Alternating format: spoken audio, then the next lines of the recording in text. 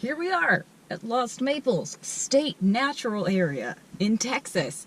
And this is my very first solo backpacking trip. I know, some of you are thinking right now, seriously? Your first solo backpacking trip and you've been backpacking since you were 10? I get it, okay, like this should have happened by now. But it just hasn't, because I've always had somebody to backpack with, and I personally see that as a blessing.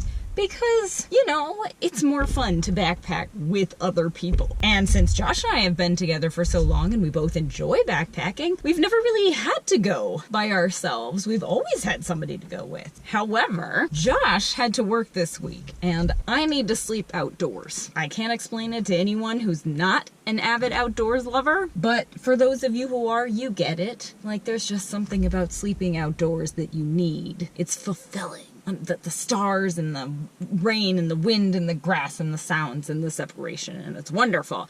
So I'm actually really looking forward to backpacking solo this trip. It's just going to be 2 nights out in Lost Maples, and it's going to be pretty chill. It's not a super long or super difficult trail. It's only a couple miles from home. And of course I took some precautions since I am backpacking on my own. At least 2 people know where I am and where I am expected to be hiking, and also when I'm expected to hike out. So if those people don't hear from me by whenever the heck I'm supposed to be back, they'll know to call in the cavalry to make sure that nothing's happened to me. I haven't fallen off a cliff or broken my ankle in the backcountry or whatever. That said, it does sound like I am the only person with a backcountry reservation this week. So I should run into plenty of people, it looks like, day hiking these trails, but I will be fully alone out there, which, not gonna lie, pretty stoked about. So let's get moving. Pretty out here already.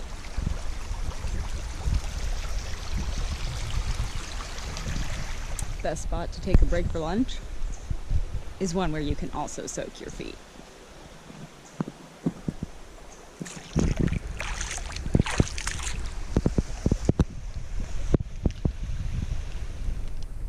We'll see about that. Let's check it out. Definitely a monkey. It's quite warm today. Also humid. Turned out to be very sunny, not rainy, which I'm glad of. But whoo, I'm real warm. Also, my crappy clip-on sunglasses from Walmart are broken. So that's kind of a bummer. Because my wimpy blue eyes can't handle all of this sun.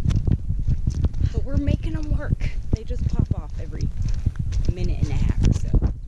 No big deal. Onward.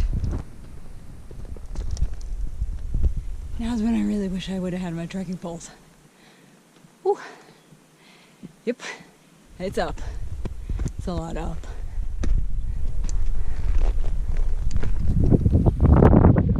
Came from down there.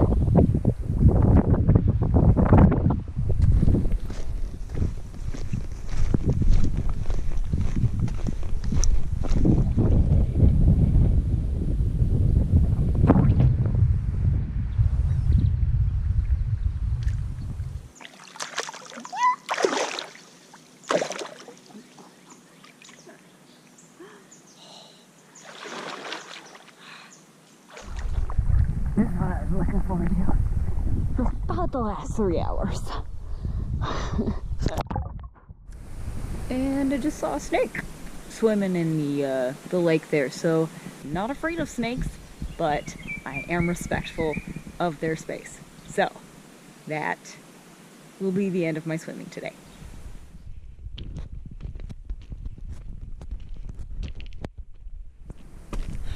Here's where I have to work for my dinner. Man, those trekking poles would have come in handy. All the way back up the way I came, just because I wanted to go for a swim.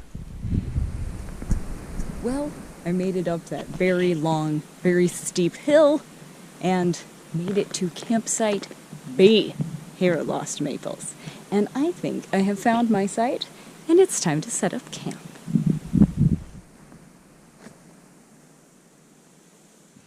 So I hiked about 4 miles today, give or take. So not a lot, a pretty short mileage day, but I didn't get really started until like 1:30 or thereabouts. So no big deal. Have plenty of time to chill, you know, take a swim, whatever. I'm just hanging. The sun is setting soon, and it got kind of cloudy, so I hope it doesn't rain tonight. But just in case, I have my rain fly ready on my Kamak mantis so that I don't get soaked if it does rain. My bag might get soaked because it's not quite under the tarp, but we'll find out.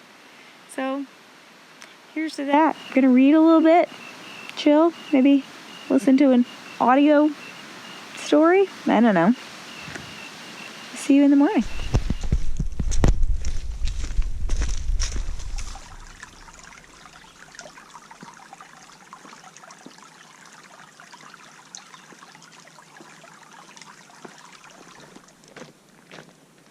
So I found a spring just in time because I'm about out of water, so I am going to fill up a water bottle, purify some of this spring water, and I will have more water to drink in a half an hour. So because it's a spring, I'm not going to bother filtering it and then purifying it. I'm going to just use my purification tablets here that are not iodine, so they won't make the water taste bad. But first, I will sort of filter it through this bandana, but not through a full-on filter, because that's a bit much. So I'm going to get this wet first, so it goes through easier. Put that right over here. And fill up my water bottle from the trickle down here. It's going to take a minute.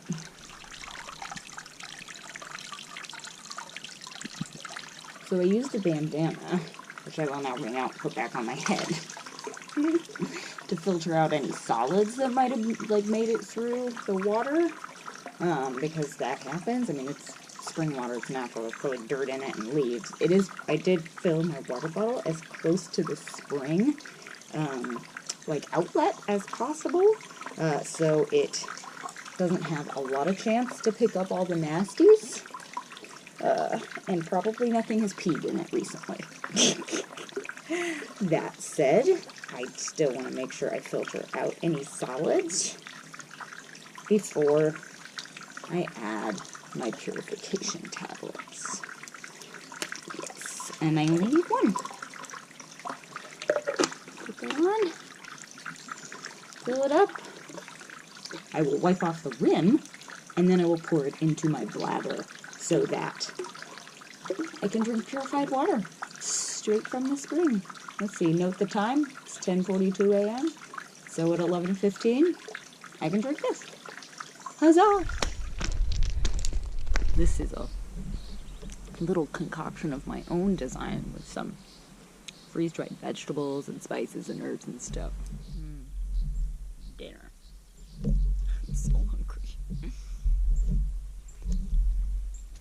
This water I did filter twice, because I got it from there. And it's clear. It's not like weird and green or anything. But first I filtered it through a bandana, poured it into my hydration pack.